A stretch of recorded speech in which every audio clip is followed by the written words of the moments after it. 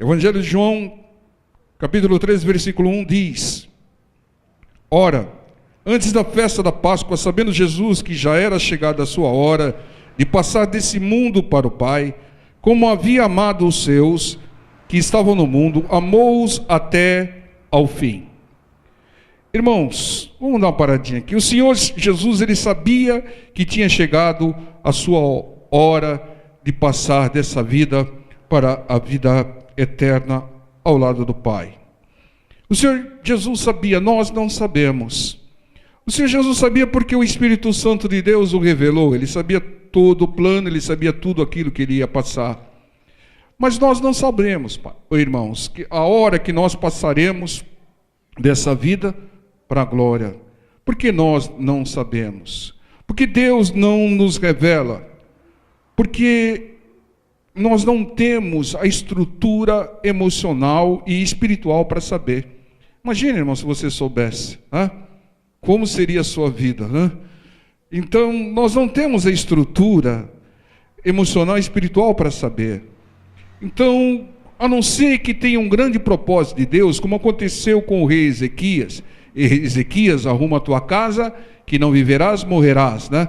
Deus tinha um propósito de trazer de volta o clamor de Ezequias, que ele se humilhou, colocou o rosto na parede, orou. Na mesma hora o profeta Isaías retornou e disse que ele tinha... eu vou precisar a sua sentença, ô Ezequias, daqui 15 anos, né? Postergou aquela decisão. Não que Deus mudou a sentença, ele ia morrer mesmo, mas Deus não tinha estabelecido o tempo e especificou o tempo para Ezequias. Mas nós não temos, irmãos, estrutura emocional e nem espiritual para sabermos o dia ou mesmo o mês da nossa ida, da nossa promoção. Mas basta-nos saber que a hora de todos chegará. E pode chegar a qualquer momento. Infelizmente pode chegar a qualquer momento, né? Muitas vezes não em função de tempo de vida, de idade, mas por uma ocorrência qualquer. E nós devemos, em função disso, estarmos preparados, irmãos, né? Nós temos que ser prudentes, né? Nós temos que preparar o nosso espírito, preparar a nossa alma para a nossa partida e para a partida também de alguns entes queridos, irmão. Porque vamos dizer, uma arma do inimigo é atacar as pessoas no momento que elas estão mais frágeis, no momento que a pessoa teve uma perda querida, né? Então ele vem com tudo, ele ataca, ele traz uma série de perturbações, de tristeza profunda. Alguns chegam ao cúmulo de tramarem a sua própria vida porque perderam alguém íntimo, alguém querido. Nós temos que nos preparar, irmãos. Nós sabemos que todos nós passaremos dessa vida. Nós não sabemos o destino. O destino para aquele que crê no Senhor Jesus é a vida eterna e a salvação ao lado do Senhor. Mas aqueles que não creem no Senhor, o Senhor não vai recolher. Aqueles que não creem no Senhor se perderão por toda a eternidade, é o que diz a palavra do Senhor. Mas nós devemos agir como o Senhor, né, agiu, ter uma conduta boa, irrepreensível, para que nós tenhamos a garantia da nossa salvação, né? E como o Senhor, nós devemos amar a Deus e amar o próximo até o fim, até o último minuto. Nós não podemos demonstrar mágoa, rancor, pendências, insatisfação, revolta com ninguém, irmãos. Tem alguns, vamos dizer assim, tolos, que quando perdem um ente querido se revoltam com Deus. Se revolta com Deus. Por que Deus levou a minha vozinha? Por que Deus levou o meu pai que tinha 70 anos? Né? Aquele que crê em Deus fala: Senhor, graças te dou por ter me dado um pai durante 70 anos. Né? Essa tem que ser a visão. Porque tudo é uma concessão de Deus. Tá? E Deus ele dá, e Deus ele pode tirar segundo os seus propósitos. Muitas vezes Deus recolhe antes para evitar que a pessoa se perca, tá? Deus sabe de todas as coisas. Nós vimos no caso do Jó, a reação tem que ser como o Jó reagiu, tá? Deus deu, Deus tirou, bendito seja o nome do Senhor. Tudo que Deus fizer na sua vida, dê glórias a Deus. Em tudo dai graças, diz a palavra do Senhor.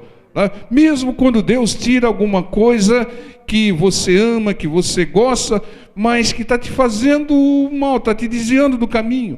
Mesmo que Deus te tire o seu Isaac, né, que você está tanto idolatrando aí, Deus está tirando para quebrar a idolatria, como que quebrou a idolatria de Abraão. Entendam, Deus nunca erra, Ele nunca falha, irmãos. A nossa vida está nas mãos do Senhor, nós cremos no Senhor, nós somos povo de Deus, Ele está no controle de tudo. E nós temos que confiar em Deus incondicionalmente. Se Deus fizer, confiemos nele. Se Ele não fizer, confiemos nele. Porque Deus sempre faz o melhor. Então essa deve ser a essência cristã. Até o fim das nossas vidas, nós devemos amar a Deus acima de todas as coisas e amar o próximo como a nós mesmos. Essa é a essência cristã e garantia de salvação. E veja aqui no versículo 2: e acabada a ceia, tendo já o diabo posto no coração de Judas Iscariotes, filho de Simão, que o traísse. Então vejam aqui, irmãos, que Satanás ele tinha acesso ao coração de Judas. Irmão, não deixe o inimigo acessar o seu coração. Provérbios capítulo 4, 23 diz: sobre tudo que se deve guardar, guarda o teu coração. Quer dizer, vamos traduzir de uma maneira mais adequada: guarda a sua mente, né? Coração é uma bomba, né?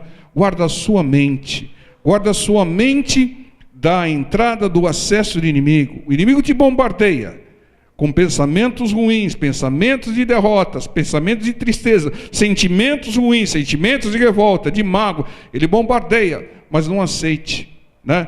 Guarde a sua mente, blinde a sua mente com a palavra do Senhor e não deixe o inimigo acessar, porque se ele acessar a sua mente, ele começa a controlar a sua vida, e ele vem com um propósito definido: roubar, matar e destruir. Não tem brincadeira com o inimigo. Ele vem para roubar, matar e destruir. Então não deixe sentimentos ruins, não deixem aquelas doenças da alma, né? Vícios, soberbas, inveja, medo, ficar no seu coração, na sua mente, porque tudo isso é um ponto de apoio para o inimigo tomar conta da sua mente. Ele vê algo que é dele, por exemplo, ele vê o medo na mente de uma pessoa, ele fala: tem algo meu ali, tem uma brecha minha ali, vou acessar. Então, sobre tudo que se deve guardar, guarda a sua mente. Toda vez que vier um sentimento ruim, você tem que repreender na hora: em nome de Jesus, sai da minha mente. Pense nas coisas de Deus. Olha aquilo que você deve pensar. O Espírito Santo nos guia. Não estava previsto, mas em tudo nós temos que dar graças. Veja aqui o que diz Filipenses, capítulo 4, versículo 8.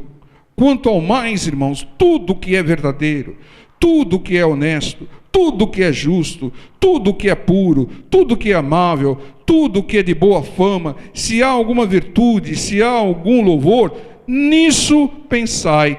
Então pense em coisas boas, coisas que edificam. Não tenha pensamento de tristeza. Se você for surpreendido por um pensamento de tristeza, de derrota, de medo, repreende na hora. Não deixe ele criar raiz na sua mente. Você não pode impedir, irmão, que os pássaros voem sobre a sua cabeça, mas você pode impedir que eles façam ninho na sua cabeça, na sua mente, que eles repousem. Então tem pessoas que estão deprimidas porque só estão pensando coisas ruins.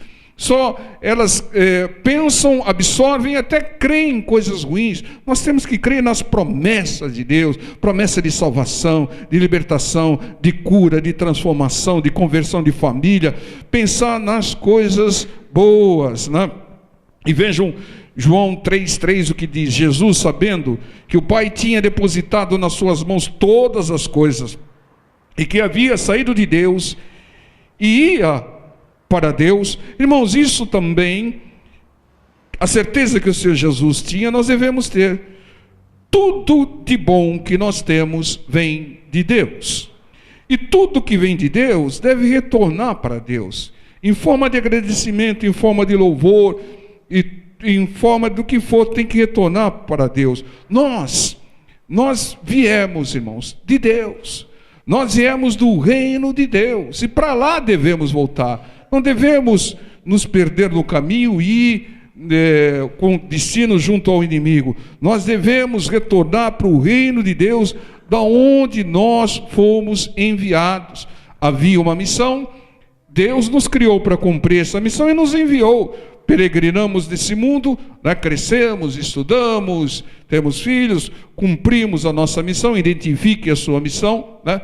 A sua missão pode ser simplesmente dar um testemunho ou cuidar de uma pessoa que Deus colocou na sua vida, do seu lado, né? Então, cumpra a sua missão, mas sempre preserve a sua salvação, porque ela garante o seu retorno ao reino de Deus, ao reino dos céus. Então, de lá nós viemos para lá voltar, como o Senhor Jesus, ele veio de lá e voltou para lá. Nós também temos que trilhar o caminho do Senhor. E Deus quer, irmãos, que nós não cuidemos só da nossa salvação, mas também que levemos à luz a salvação, a palavra que converte, a palavra que muda, as pessoas que nos cercam. Todas as pessoas que te cercam, na escola, no serviço, na igreja, na vizinhança, não estão lá por acaso, irmãos. Todas estão necessitando de uma palavra, todas estão necessitando de um bom testemunho. Olha, eu sei que aquele lá é crente. Eu nunca conversei com ele, mas pela conduta dele, deve ser que ele é diferente, né? Ele age assim, né? E não aquela conversa, já não se faz mais crente como antigamente, né? Então temos que dar o testemunho. Muitas vezes as nossas atitudes evangelizam mais do que as palavras, irmão, né?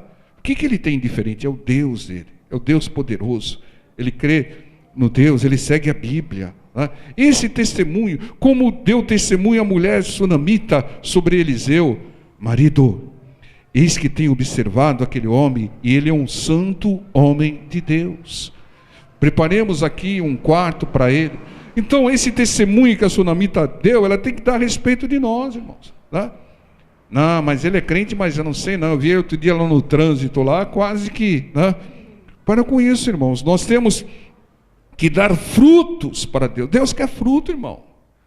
Lá no grande tribunal de Cristo, no dia do juízo, vai ser tudo colocado na balança aí. Ah, Senhor, olha, eu louvei, expulsei demônio, eu fiz isso. O Senhor falou: frutos. Cadê os frutos? Quantas pessoas vieram a minha palavra, a minha luz, ao meu caminho, através do seu testemunho, da sua palavra? Frutos, tá? Então nós temos que porque, irmãos, nós temos que cuidar. E o primeiro, qual é o primeiro fruto que Deus quer? O nosso, irmão, né? Porque adianta o homem ganhar o mundo todo e perder a sua alma, como diz a palavra, né?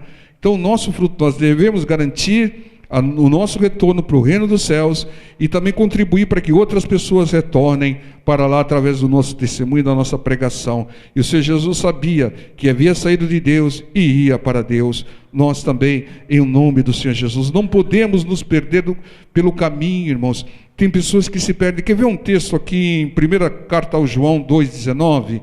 Lá no finzinho da Bíblia, antes de Apocalipse, 1 carta do apóstolo João 2,19, diz assim: saíram de nós, mas não eram de nós, porque se fossem de nós, ficariam conosco, mas isso é para que se manifestasse que não são todos de nós.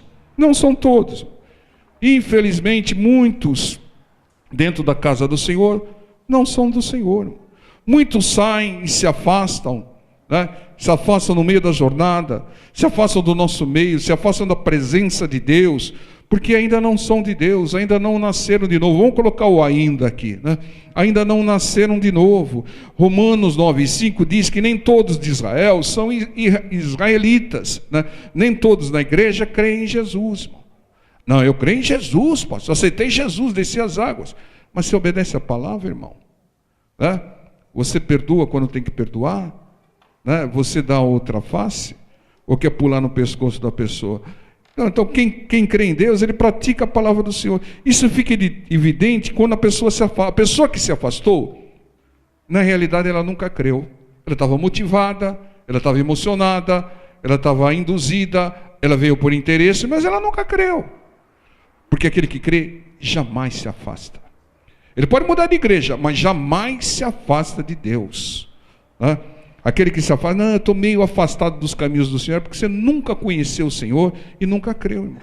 Essa é a realidade, irmão. Não adianta tentar se enganar, arrumar desculpa. Não, foi por causa daquele pastor, foi por causa daquela irmã que não me cumprimentava. Não, não tem desculpa não. É porque você não conhecia Deus e não cria em Deus. Volta para conhecer e volta para crer. Aí você não vai se afastar de novo, né? E esses, infelizmente, se não voltarem, se perderão. Promessas e bênçãos de Deus, irmão, não são para todo mundo, são para aqueles que creem. Para aqueles que não creem, a promessa nem existe. Ele nem dá crédito à promessa de Deus, né? As bênçãos do Senhor. Ele duvida, ele questiona. Foi uma coincidência. Porque ele não crê, irmãos. As promessas e as bênçãos de Deus é para quem crê. Aquele que crê, irmão, ele não desiste, ele não se afasta da palavra, ele persevera, né? Aquilo que você crê vai acontecer com você. Sabe por quê? Porque quanto mais você crê, mais você vai chamar a existência. Você vai usar o processo de Deus, né? Chamar existência aquilo que não existe. Quando você crê mesmo na promessa, na bênção de Deus, você chama existência. Aqui você já recebeu. E depois vai receber da maneira que ela se manifestar, vamos dizer, materialmente, no tempo certo. Mas quando você crê, você já recebeu aqui, né? Só vai depois ser constatado, só vai ser testemunhado. Então aquilo que você crê vai acontecer. Agora, se você crê em desgraça, irmão, você crê na ação do inimigo, essas coisas também podem vir sobre você, né? Então entendam, chamemos a existência aquele que não existe, mas as bênçãos do Senhor. Voltemos ao texto, João 13:4. João 13:4 diz: levantando-se da ceia, tirou os vestidos e também uma toalha, e cingiu-se, né? Versículo 5 diz: depois deitou água numa bacia, começou a lavar os pés aos discípulos e a enxugá-los com a toalha que estava cingido, vestido. O versículo 7 diz: aproximou-se, pois, de Simão Pedro, que lhe disse: Senhor, tu lavas-me os pés a mim? Respondeu Jesus e disse-lhe: o que eu faço não o sabes tu agora, mas tu o saberás depois. O Senhor começou a lavar e enxugar os pés, não de todos. Ele lavou e enxugou o pé de todo mundo, irmãos? O texto diz que dos discípulos. Então ele lavou e enxugou os pés dos discípulos. Um ato de extrema humildade. É fácil, irmãos, uma pessoa servir o chefe. É fácil a pessoa servir o líder. Mas servir discípulos, servir servos, servir ovelhas, servir pessoas que estão abaixo em termos de responsabilidade, apenas quem tem humildade, né? Quem tem o Espírito do Senhor. Esse Espírito nós devemos ter. O Pedro aqui a princípio não entendeu, né? Ele falou: o senhor que está me lavando, eu que tenho que lavar o senhor é o líder, o senhor é o chefe, o senhor é o Senhor, né? O Pedro não entendeu, e o Senhor lhe disse: entenderás depois. Tem muitas coisas, ações de Deus nas nossas vidas, que nós não entendemos, só entenderemos depois. Tem coisas que aconteceram na minha vida que só hoje eu entendo, irmão. Porque cada vez mais eu começo a enxergar as coisas de uma maneira espiritual e menos material. E tem coisas que têm acontecido na sua vida de igual maneira, que você às vezes não tem nem valorizado, né? Mas depois você vai enxergar, irmãos. Muitas vezes você passa por algumas situações que você só vai enxergar e entender depois, quando você crescer em fé, quando você crescer numa visão espiritual, né? Então nós devemos não nos afligir em função disso. Não sei por que disso. Não, Deus vai te mostrar, Deus vai te revelar, né? Agora, se não é algo bom, alguma semente não boa foi semeada num passado de ignorância. Então há ações de Deus que só nós entenderemos depois que crescemos em espírito, em sabedoria e humildade. E aqui no versículo 8 e 11 diz: disse-lhe Pedro: nunca me lavarás os pés, Senhor. Respondeu-lhe Jesus: se eu te não lavar, não tens parte comigo. E continua o texto: disse-lhe Simão Pedro: Senhor, então não só os meus pés, mas também as mãos, a cabeça, né? Disse-lhe Jesus: aquele que está lavado não necessita de lavar senão os pés, pois do mais todo está limpo. Ora, vós estáis limpos, mas não todos. Porque bem sabia ele quem havia de trair, por isso disse, nem todos estáis limpos. A palavra de Deus, irmãos, ela desculpe o termo, ninguém atira o sapato e nem a bolsa em mim, como fizeram com o Bush, mas a palavra de Deus, ela é o alvejante espiritual. Vocês nunca ouviram isso, né? Irmãos, a palavra de Deus limpa o nosso coração, né? Ela lava a nossa alma, né? Porque ela nos limpa. O Senhor Jesus falou, quando ele estava falando sobre a videira verdadeira, eu sou a videira verdadeira, vós já estáis limpos pela palavra. A palavra nos limpa, a palavra nos purifica, a palavra lava a nossa alma. Mas e os pés? Depende, irmãos, depende aonde você tem pisado. Você tem pisado em solo sagrado? Ou você tem pisado em lugar onde tem contaminação? Onde você tem pisado? O Pedro, ele deu uma demonstração aqui que ele não era muito centrado, né? Não era muito... O Pedro era 8 ou 80, né? Ou incredulidade, Senhor, eu que tenho que lavar o Senhor. Aí o Senhor falou, se eu não lavar, você não tem parte comigo. Então lava tudo, Senhor. O Pedro ele ia da incredulidade ao fanatismo. Isso não pode ocorrer conosco, irmão. Você não pode ser um incrédulo e não pode ser um fanático. Você tem que ser um centrado, um equilibrado, né? Porque se você sair do equilíbrio, sair do centro, você vai entrar no território do inimigo.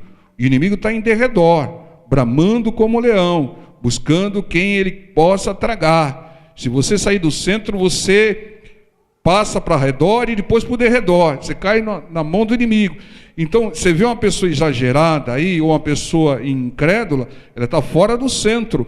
E o Pedro aqui estava mais ou menos isso, né? Incredulidade, eu que tenho que lavar. E depois, não, lava tudo, Senhor. Então, ele foi de um extremo ao outro, né? E era uma característica do Pedro. Ele teve a responsabilidade das ovelhas do Senhor, porque ele tinha qualidades, mas ele tinha algumas características que era a precipitação, irmãos, né? Ele se comprometeu a pagar um imposto indevido, nós lembramos, já pregamos a respeito disso, mas ele tinha uma certa intrepidez, foi o único a sair do barco e tentar andar sobre as águas, né? Mas o Pedro era assim, irmãos, era meio... Mas depois que ele negou o Senhor, veio o arrependimento, o Espírito Santo trabalhou no coração dele, aí ele se equilibrou mais, né? Mas fica aqui a pergunta, irmãos, por que lavar os pés? Porque muitas vezes você tem ouvido a palavra tem limpado o seu coração, mas você tem pisado em território contaminado, em solo contaminado, né? Não vos assenteis em rodas de ímpios, é um terreno minado, né? O Judas andou em lugares errados, né? E por isso se contaminou, né? Então entenda, irmãos, lembra quando o Senhor Jesus enviou os discípulos para pregar? Ele falou, se vocês não forem bem recebidos, sai de lá e tire até a poeira dos vossos pés. Então tire até a poeira dos pés, né? Tem que lavar o pé. Se o pé da pessoa não está limpo, ela não vai conseguir pisar no inimigo. O inimigo vai picá-la, vai pegá-la. Lembra dos filhos de Cefa?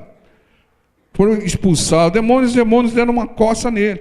Por isso o Senhor quer limpar os pés dos discípulos, né? Dos servos. Então, nós atentemos para isso. E aqui no versículo 12 ao 17 diz, depois que lhes lavou os pés, tem algumas versões aí que tem levou, mas está errado, viu, irmãos? Erro ortográfico aqui. Que diz, lavou os pés e tomou os seus vestidos e assentou-se outra vez à mesa, disse-lhe, entendeis o que vos tenho feito? Vós me chamais mestre e senhor, e dizeis bem, porque eu o sou. Ora, se eu, senhor e mestre, vos lavei os pés, vós deveis também lavar os pés uns aos outros, não de todos, hein? Porque eu vos dei o exemplo para que, como eu vos fiz, façais vós também. E no versículo 16, na verdade vos digo, que não é o servo maior do que o seu senhor, nem o enviado maior do que aquele que o enviou. Se sabeis essas coisas, bem-aventurados sois se as fizerdes. Não somos maiores que o Senhor. O Senhor é o Senhor, né? Nós somos servos, somos ovelhas, né? Nunca se refira ao Senhor dando ordem. Senhor, faz isso, o Senhor faz aquilo. O Senhor, não, irmão. Você é servo. Você tem que rogar, você tem que clamar, você tem que se humilhar diante do Senhor, né? E se você se humilhar diante do Senhor, o Senhor te exaltará. Então nós não somos maiores que o Senhor. E Ele diz: siga meu exemplo.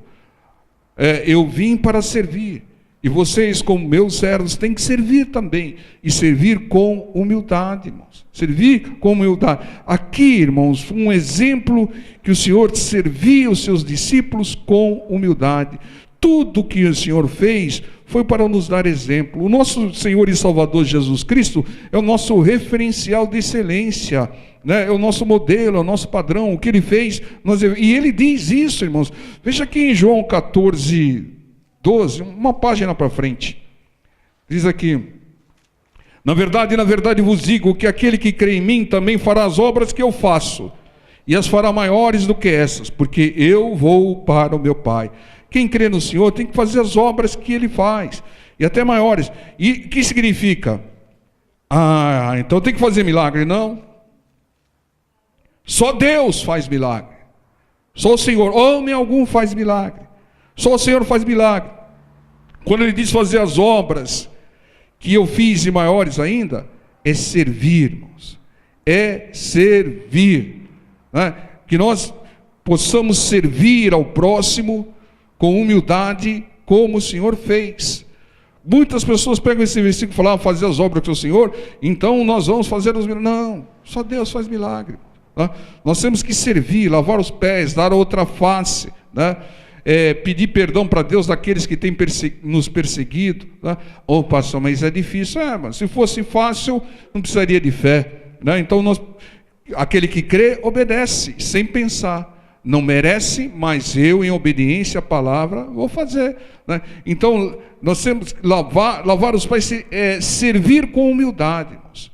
E não servir com humildade o chefe, servir com humildade o líder, servir com humildade o prefeito, servir com humildade lá o presidente. Não, é servir os discípulos, as ovelhas, os servos do Senhor, como nós, né, que tem buscado ao Senhor. E o Senhor diz aqui: humilde, bem-aventurado, feliz e abençoado é quem assim faz. Irmãos, o Senhor Jesus, Ele veio a esse mundo e Ele só serviu. Ele em nada se serviu, Ele só serviu. E nós, irmãos, nós temos que servir. Quando nós servirmos a Deus, Deus nos serve, Deus nos supre. Entenda, irmãos, é mais ou menos como, desculpe o termo aí, mas é como um funcionário, irmão. O funcionário que obedece o chefe, que serve o chefe, dá fruto para o chefe, o chefe promove, o chefe investe nele. Aquele que fala: não, hora essa eu não faço não, ainda mais hoje, né? Que tem lá meu futebol. Não, hoje não. Não, hoje eu não posso ficar, não posso ficar. Não serve o Senhor. Vai querer, quando tiver um facão, é o primeiro, né? Porque não serve, irmãos. Quanto mais se servir a Deus, mais Deus te servirá, mais Deus investirá em você. Entenda, irmãos, Deus, Ele abomina desperdício. Deus não investe naquilo que não dá retorno, irmãos. Deus trata aquilo que não dá retorno, né? Então, se você quer receber mais de Deus, entregue mais para Deus, né? Busque mais a Deus, ore mais a Deus, vamos dizer, sirva mais o próximo, sirva os servos do Senhor, aqueles que estão no exército do Senhor, aqueles que estão na frente, na linha de frente dos combatentes do Senhor. Quando você serve o povo de Deus, você está servindo a Deus e a obra de Deus, e Deus vai continuar investindo em você. Mas faça uma distinção, irmão. Você tem que servir muitas vezes o próximo, mas toma cuidado, irmão, não está servindo aquele que Deus está tratando. A palavra do Senhor diz: não deitais vossas pérolas aos porcos, nem as coisas santas aos cães. Aqueles que zombam de Deus, aqueles que brincam com as coisas de Deus, não vai servir, irmãos. Entrega na mão de Deus, que Deus vai tratá-lo, né? e Deus vai apertar o torniquete sobre eles lá até eles se renderem, né? Você tem que servir aqueles que estão, os domésticos da fé, como diz Gálatas. Então, receber o Pai, o Filho, Jesus, é receber quem Ele enviou, irmãos, quem Deus enviou, os seus servos, os seus discípulos, né? As suas ovelhas, os seus mensageiros. É isso, irmãos, nós temos que investir cada vez mais e servir com humildade os nossos irmãos, né? Aqueles que estão na linha de frente, servir a todos, né? Menos os zombadores e escarnecedores, mas principalmente os domésticos da fé, como diz Gálatas. Vou dar um pulo em Gálatas aqui, só para reforçar isso daqui. Gálatas é antes de Efésios. Diz aqui no versículo 9, Gálatas 6:9: e não nos cansemos de fazer o bem, porque a seu tempo ceifaremos, se não houvermos desfalecido. Se você não desistir, você vai colher. Então, enquanto temos tempo, versículo 10, façamos bem a todos, mas principalmente aos domésticos da fé, principalmente aos irmãos, né? Por quê? Porque eles estão servindo a Deus, são soldados do Senhor. Nós temos que ajudá-los, servi-los, às vezes com humildade. Sirvamos um ao outro com humildade e recebamos as bênçãos do Senhor, recebamos o melhor de Deus. O Senhor Jesus recebeu tudo do Pai, mas o Senhor Jesus só serviu. Nós devemos ser imitadores de Cristo. Nós temos que servir com humildade os irmãos, né, os do Senhor, para que nós recebamos mais e mais do Pai. Então tome uma atitude, voltando à palavra de domingo, tome uma atitude de servir com humildade, e você vai ser mais servido por Deus. Deus te exaltará. Quando você se humilha, Deus te exalta. Quando você se fica soberbo, se exalta, Deus se abate.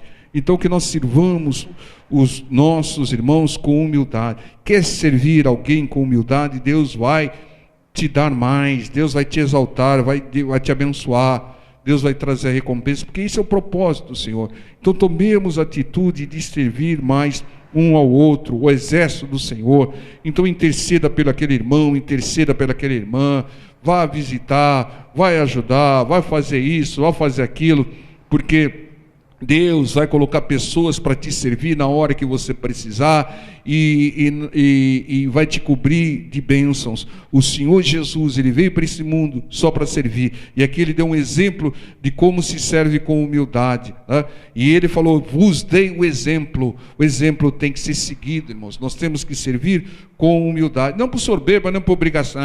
Pastor pregou, então eu vou lá, não estou gostando muito, mas vou lá, né? Mandou, né? Depois... Não, irmão, você tem que ir com alegria no coração e com humildade. Não, eu vou porque eu vou fazer para o meu. Não é porque o pastor falou, né? É porque o meu Deus quer, a vontade do meu Deus, está escrito. O Senhor Jesus disse: eu vos dei o exemplo. O exemplo tem que ser seguido, que nós sirvamos a Deus, servindo o nosso próximo, né, com humildade, que Deus ama tanto. Amém, povo de Deus? Vamos ficar em pé, vamos estar orando, vamos estar agradecendo ao Senhor.